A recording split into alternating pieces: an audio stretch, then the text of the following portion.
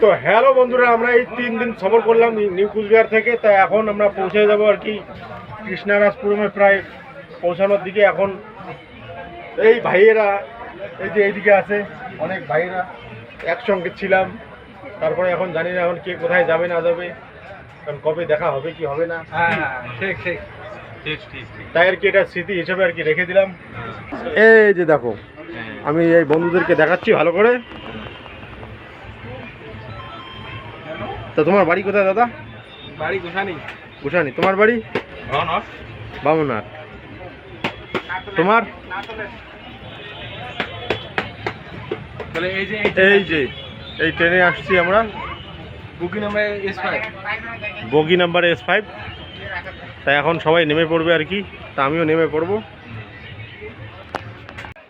তো ফাইনালি ট্রেনটা এখন কৃষ্ণরাজপুরমে পৌঁছায় গেছে। এখন আমরা আস্তে আস্তে নামতেছি। এই যে দেখতেছেন সবাই নামতেছে।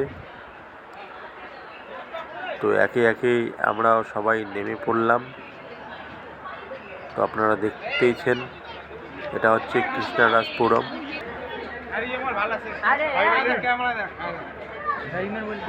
ফাইনালি আমরা নেমে পড়লাম। তো ফাইনালি বন্ধুরা আমি পৌঁছে গেলাম কৃষ্ণরাজপুরম, যাকে আমরা বলি কেয়ার ফার্ম। তো 3টা দিন না খাওয়া না দাওয়া না ঘুম, শরীর একদম ক্লান্ত। তারপরেও তোমাদের জন্যই শুধু ভিডিওটা করা। তো দেখো, ব্যাঙ্গালোরে যে অসংখ্য লোক আমাদের রাজ্য থেকে আসে কিংবা আসাম থেকে আসে, বিভিন্ন জায়গা থেকে আসে।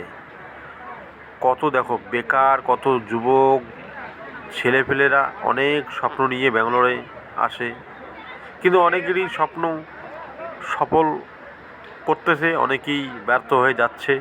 কিন্তু কি করব, করার কিচ্ছুই নাই।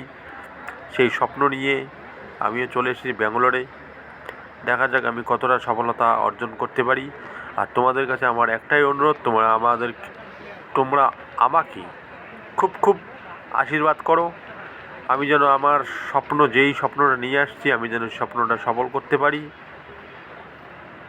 আর আমাকে ভালোবাসা দিয়ে যাও, আমি যেন আগামী দিনে বড় কিছু করতে পারি, কাজের মাধ্যমেই হোক, যেভাবেই হোক। এই 3টা দিন একসঙ্গেই ছিলাম, অনেক বন্ধুবান্ধব, কিন্তু তারা আজকে চলে যাচ্ছে বিভিন্ন জায়গায়, বিভিন্ন কর্মসংস্থানে। হয়তো তাদের সঙ্গে দেখা হবে কি হবে না সেটা বলে মুশকিল, কিন্তু 3টা দিন যে একসঙ্গে ছিলাম একই বাড়ির মতো। সবশেষে সবাইকে একটাই কথা বলবো, সবাই ভালো থাকবেন, সুস্থ থাকবেন। ধন্যবাদ। তো ঠিক আছে বন্ধুরা, এখানেই শেষ করতেছি। শরীরটা খুব ক্লান্ত। কাল 12টা 40-এ 24-এ নামতি, আজকে 12টা 24-এ নেমে দিল।